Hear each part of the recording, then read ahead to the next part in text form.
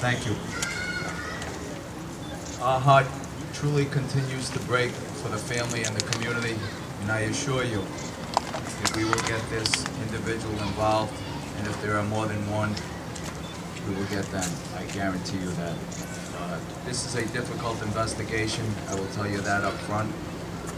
We have not gotten the information we thought we would get at this point from members of the community that we know have information.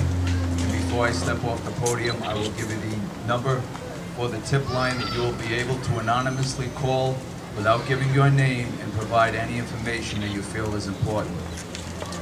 But today we're brought here for something that strikes right to the core of our community and our families.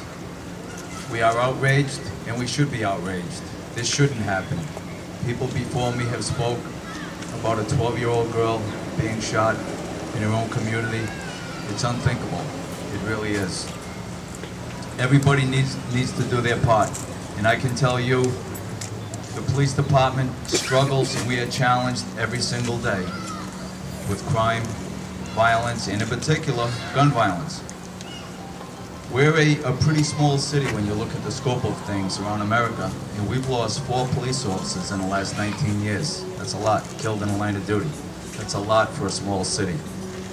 We struggle with gun violence like many cities across America, and we think we do our part, but we think we know we can do better, and we know we can do better with that anonymous gun tip line. And we're hoping that an event like this, and I must commend the mayor and the council people, in particular, Councilwoman Matos, for calling for this march, because I think it will help. I truly do. Crime prevention does not start with the police department. Crime prevention starts in our neighborhoods, in our communities, with our neighbors. Neighbors helping neighbors. Individuals helping individuals. And oftentimes, as you know, by the time we're called, we're the end game. We're at the end of the line, and we're struggling to put the pieces together. So again, this is truly a call for action, and I urge members of the community who know some young men in the community who they think have information, maybe not on this particular case, but we seized over 100+ guns per year with an arrest, every year. And we do that pretty much on our own intelligence, on our own information, on our own instincts, on our own police work. It would be nice to get calls from the community. We know there are people in the community who know young men who are carrying guns, who are storing guns in their home, and it would really be nice to get a tip and to get a phone call and to get these guns off the street. The bottom line is, there are way too many guns out here in the streets, and we all know that. And there are many disputes in our community, in our city, that but for a gun being introduced would resolve itself in a much better fashion. Once you introduce a firearm into the middle of a dispute, the recipe is bad. And we've learned that. There are way too many firearms in these streets.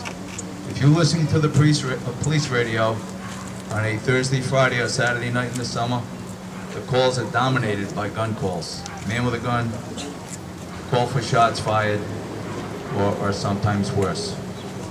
So this is truly a call for action tonight. And as I step off, let me find this number, and I will give you the anonymous tip line. It's posted on the Providence Police Department website. It's posted on the City of Providence website. You can find this number if you really need it. But it is 1-855-766-7100.